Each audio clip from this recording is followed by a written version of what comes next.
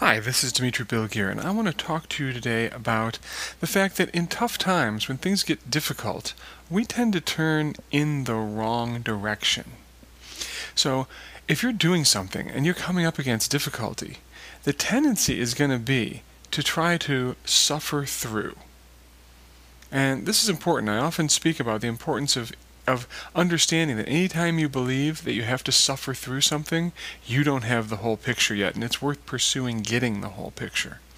Because in times of difficulty, when you believe you have to suffer through, you need to look at who does that turn you into as the person who's facing that difficulty. When you turn away from a sense of, there is support for me, there's even enjoyment for me, there's some way in which there's light for me in this, to, alright, this is a dumb thing I gotta do, it's on my list, dumb thing I gotta do, I just gotta suffer through it, this is that part of life where it just sucks and there's no way out of it.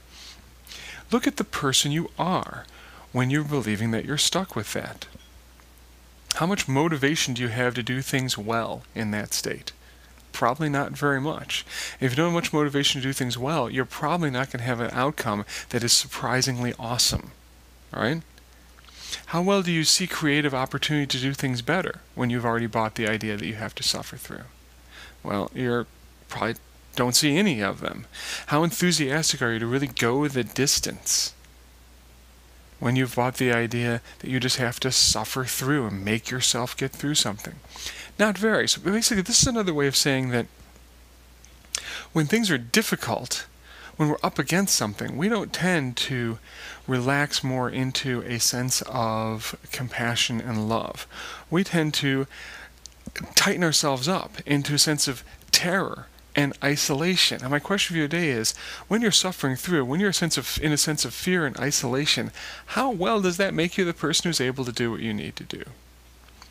So, what's the answer? Well, I'm going to give you a very simple one in a quote from Rumi. It's the most merciful reality. If you've lost heart in the path of love, flee to me without delay. I am a fortress invincible. If you've lost heart in the path of love, flee to me without delay. I am a fortress invincible. And today's talk is about facing the fact that we tend to flee away in those difficult times. And to encourage you to open yourself, next time something difficult happens, to not say, yes, I have to just suffer through this, but to say, yes, there is a way through this that has beauty, that has excellence, and I'm opening myself to being shown that. This is Dimitri Bilgir.